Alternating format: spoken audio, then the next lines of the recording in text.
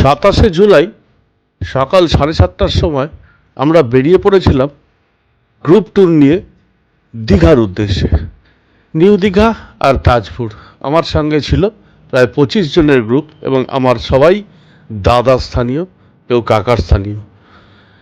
আর এই ট্যুর ছিল এতটাই জমজমাট আর এতটাই মজার যে এই ট্যুরে ডেসক্রিপশানটা শুধু আনন্দের, মজার আর ফুর্তির। এই সিনিয়র দাদাদের নিয়ে আমি 25 জন দাদাদের নিয়ে বেরিয়ে গেছিলাম নিউ দীঘার ট্রিপে।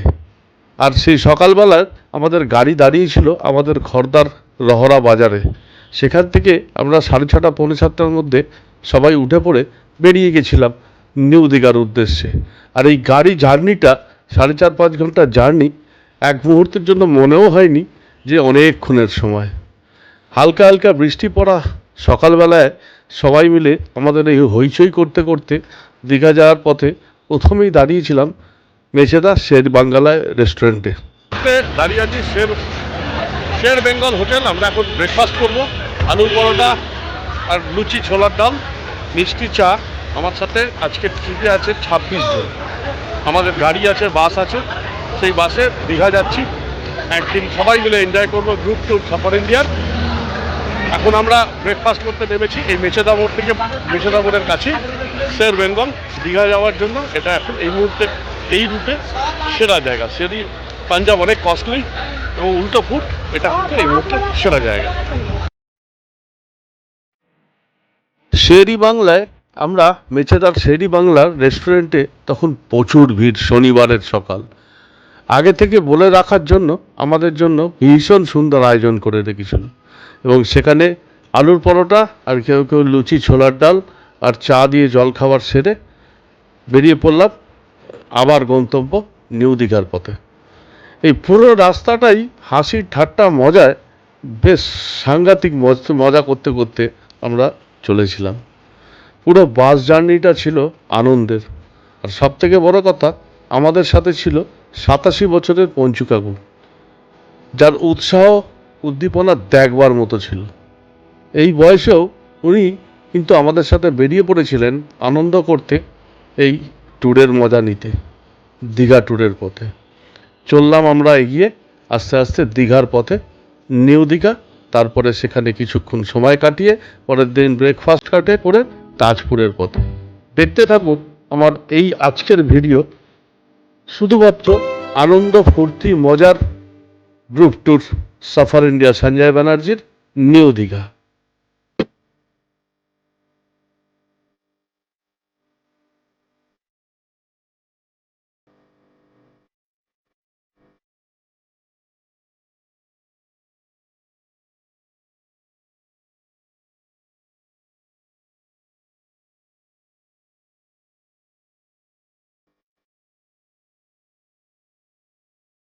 নিউ দীঘায় আমাদের সেই অতি পরিচিত এবং আমার খুব প্রিয় জায়গা হোটেল অমৃতায় আগে থেকেই আমাদের সবার রুম বুক করা ছিল। অত্যন্ত ভালো একটা পরিবেশ এই অমৃতা হোটেল আর তার সাথে লাগোয়া সোনার বাংলা রেস্টুরেন্টের একদম বাঙালি মধ্যবিত্তের খাবার আমাদের মন ভরিয়ে দিয়েছিল সবার। আমরা পৌঁছে দুপুরবেলা লাঞ্চ সেরেই সবাই কিন্তু বেরিয়ে পড়েছিল, কেউ উদয়পুরের পথে, কেউ নিউ দীঘা সি বিচের দিকে। যদিও সেদিন গরমটা খুব ছিল। দুপুরবেলা পমফ্রেট মাছ দিয়ে আর ডাল ভাজা সবজি, পমফ্রেট মাছ, চাটনি পাঁপড় দিয়ে লাঞ্চ সেরে আমরা কেউ কেউ আবার কিছুক্ষণ রেস্ট নিয়ে বিকেলবেলা বেরিয়ে গেছিলাম এই নিউ দীঘা ওল্ড দীঘা ঘুরতে। আর এই অপরূপ জার্নিটা আমাদের সারাক্ষণ মজা আনন্দতে এত সুন্দর কেটেছে যে এই দুটো দিন সারা জীবন স্মৃতিতে থেকে যাবে। এই সব সিনিয়র সিটিজেন এবং রিটায়ার্ড পারসন, বেশিরভাগই রিটায়ার্ড পারসন আমার এই দাদাদের নিয়ে এই ট্যুর কিন্তু ভুলবার নয়। আর তার সাথে ছিল হোটেল অমৃতার আতিথেয়তা আর তার মুগ্ধ করা রুমের পরিবেশ আর তার রুম সার্ভিস, আর সবশেষে আমাদের ওই হোটেল অমৃতার মানিকদার আতিথেয়তা আর সোনার বাংলা রেস্টুরেন্টের সেই খাবার, যা আমাদের এই পুরো ট্রিপের এই আনন্দের মাত্রা আরও বাড়িয়ে দিয়েছিল।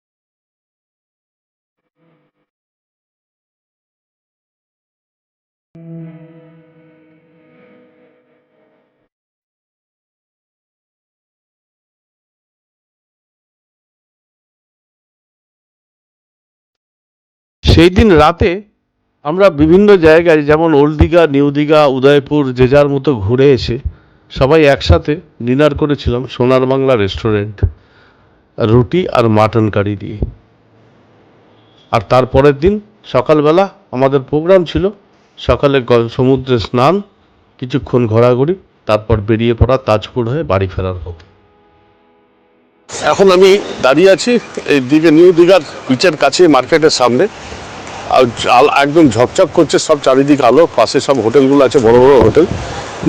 নিউ গীতাঞ্জলি সিবার্ট, এগুলোর কিন্তু রেট একটু কস্টলি। শনি রবি রেটটা 4-4.5-এর নিচে যায় না। অন্যান্য দিন এটা মোটামুটি তাও উইকডেজে 3-3.5 পাওয়া যায়। এই নিউ দীঘা বিচের ধারে প্রচুর হোটেল আছে ভালো ভালো, কিন্তু কস্টলি। এখানে প্রচুর খাওয়া দাওয়া আছে। আমি রিসেন্ট, আপনারা দেখেছেন, বিশাখাপত্তনম সমুদ্রের ধার দেখে এসেছি। আমাদের বাঙালির প্রিয় দীঘাও কিন্তু ভীষণ সুন্দর। এই দীঘাও ভীষণ টাচি। হাওয়া দিচ্ছে, মেঘলা ওয়েদার, সম্ভবত বৃষ্টি আসতে পারে রাত্রিবেলা, মনে হচ্ছে আকাশ থেকে তো বৃষ্টি মনে হচ্ছে। এখানে কাজু, থরে থরে কাজু বিস্কিট সব রকমই আছে, খাবো একটু পরে, সবই কিছু টেস্ট করব।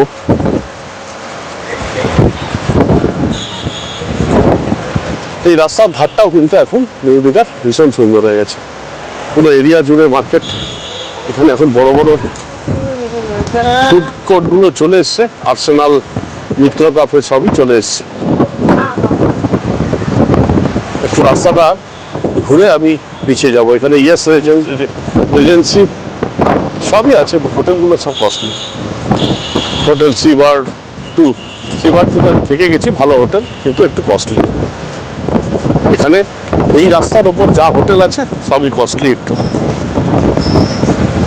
দীঘা এমন একটা জায়গা, সব ধরনের লোকের জন্যই দীঘা সুটেবল। 500, 700, 1000, 1500 সব রকমের রুম পাবেন। শনি রবির সন্ধ্যেবেলার দীঘা আর সমুদ্র বিচ গিজ গিজ করছে লোক, প্রচুর ভিড় থাকে এই শনি রবি। সপ্তাহের মাঝখানে গেলে দীঘার এই সমুদ্র সৈকত কিন্তু ভীষণ ভালো লাগে। শনি রবির ভিড়টা কিন্তু একটু বড্ড বেশি।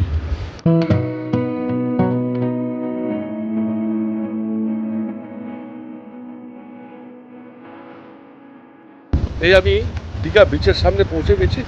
এই দীঘার সামনে যে রাস্তাটা, পুরো রাস্তাটা চলে গেছে দীঘা থেকে, ওল্ড দীঘা হয় মোহনা অব্দি, আর এইদিকে সমুদ্র, এই সাইডে চলে গেছে উদয়পুর। দীঘার সমুদ্র কিন্তু এখন উত্তাল, বেশ চমৎকার, আর সাংঘাতিক হাওয়া দিচ্ছে। হাতে স্ট্যান্ড নিয়ে ধরে আছি, স্ট্যান্ড কেঁপে যাচ্ছে, লাভলি ওয়েদার। আমি যেখানে দাঁড়িয়ে আছি এই রাস্তা থেকে দেখাচ্ছি, আমি রাস্তা থেকে এতটা ডিস্টেন্সে জল কিন্তু এখানে ছিটে আসছে।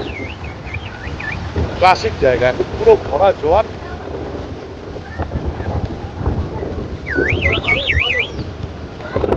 প্রচুর লোক আছে, জানে এখন একটু নামবে, জানে একটু বেলায় নামবে। এই দীঘার সমুদ্র এখন ঢেউ, ক্লাসিক ওয়েদার। সকালবেলা ইচ্ছে ছিল আসার, কিন্তু দেরি হয়ে গেছে উঠতে। এখন ফ্যান্টাস্টিক, হাতে মোবাইল স্ট্যান্ড নিয়ে ধরে রাখা যাচ্ছে না, এত হাওয়া দিচ্ছে। Classic weather.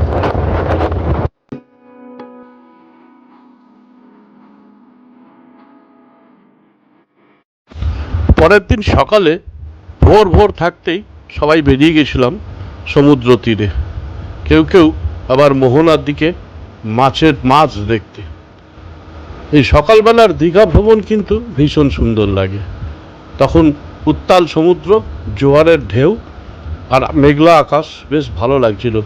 যদিও গরমটা ভালোই ছিল, তবু এই উত্তাল সমুদ্র দেখতে দেখতে আমাদের হয়ে গেছিল ফেরার সময়। আজকে আমাদের ফেরার সময় আমাদের ঠিক ছিল তাজপুর হয়ে ফিরব, তাই তাড়াতাড়ি আমরা ব্রেকফাস্ট করে নিয়েছিলাম এবং সেই সোনার বাংলা রেস্টুরেন্টেই লাঞ্চ করে আমরা 12টা, 12:30টার মধ্যে বেরিয়ে পড়েছিলাম তাজপুরের উদ্দেশ্যে। এই তাজপুর সমুদ্রের ধার ভীষণ, মানে প্রচুর ঢেউ, প্রচুর। হ্যাঁ, প্রচুর ঢেউ এখানে। এখন বন্দর প্রকল্প হওয়ার কথা ছিল, কিন্তু এখানে এখনো হয়নি, এখনো কোনো ওটা বীজবাহ জলে। এইখানে এখন এই তাজপুর সমুদ্রের ধার প্রচণ্ড ঢেউ, বিভৎস সুন্দর লাগছে। এই তাজপুর পৌঁছে আমরা কিন্তু মুগ্ধ হয়ে গেছিলাম সমুদ্রের চেহারা দেখে। বহুবার আগে আমি তাজপুর গেছিলাম, কিন্তু এই রকম সমুদ্র কোনোদিনও দেখিনি। একদম সিঁড়ির লেভেল অবধি প্রায় জল আসছিল।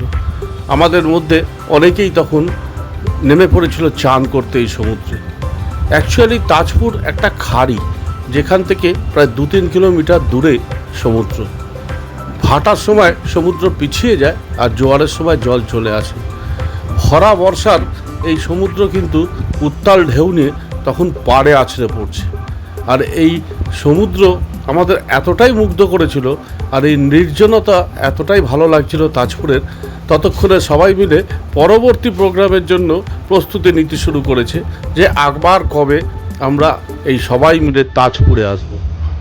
সত্যিই তাই, এই তাজপুর আগে বহুবার এসেছি, কিন্তু আজকে ভীষণ সুন্দর। তার সমুদ্র, তার চেহারা, সমুদ্রের চেহারা, সমুদ্রের ঢেউ আর পরিবেশ সব মিলিয়ে তাজপুর হিট। আগামী দিন আমাদের পরবর্তী ডেস্টিনেশন এই আবার তাজপুর, সেই সেম গ্রুপ ট্যুর নিয়ে তাজপুরে। আজকে আমার ভিডিও এই পর্যন্তই। আমার এই গ্রুপ ট্যুর নিয়ে দীঘা, তাজপুর, অসাধারণ কিছু স্মৃতি নিয়ে ফেরা। আর আমাদের এই সিনিয়র দাদারা দুদিনের ছুটি নিয়ে এই সুন্দর মজা, আনন্দ, ফুর্তি, আর সঙ্গে সেই 87 বছরের অফুরন্ত উদ্যম নিয়ে সেই যুবক, 87 বছরের যুবক পঞ্চু কাকুর উৎসাহ ছিল দেখবার মতো। এই ট্যুর ভোলবার নয়, বহু ট্যুর করি, একা করি, অনেককে নিয়ে করি, কিন্তু এরকম গ্রুপ ট্যুর নিজের লোকেদের নিয়ে সত্যি ভীষণ আনন্দ দিয়েছে সবাইকে এবং আমাকেও। আগামী দিনে আবার দেখা হবে অন্যান্য অনেক ট্যুর নিয়ে। Sanjay Banerjee, suffer India.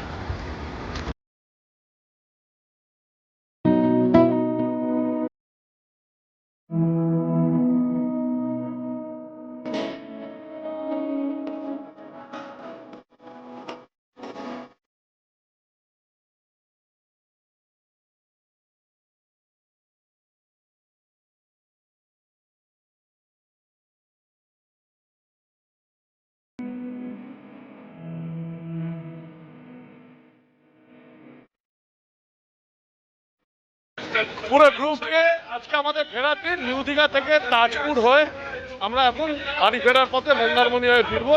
এই আমাদের পুরো 25 জনের গ্রুপ আছে। সিনিয়র মোস্ট আমাদের পঞ্চু কাকু আছে, 87। উৎসাহ দেখবার মতো আমাদের সাথে এসছে। আজকে তাজপুরে আছি। আজকে তাজপুর কিন্তু ফ্যান্টাস্টিক। জল কিন্তু একদম পুরো ঘাট অবধি। এরকম তাজপুর খুব কম দেখা যায়। ভরা জোয়ার, বর্ষাকালের এই সময় তাজপুর কিন্তু অসম্ভব সুন্দর লাগছে। দীঘা যারা বেড়াতে আসবেন তারা চেষ্টা করুন তাজপুর, শঙ্করপুর, মন্দারমণি একসাথে ঘোরার, ভীষণ সুন্দর। চলো।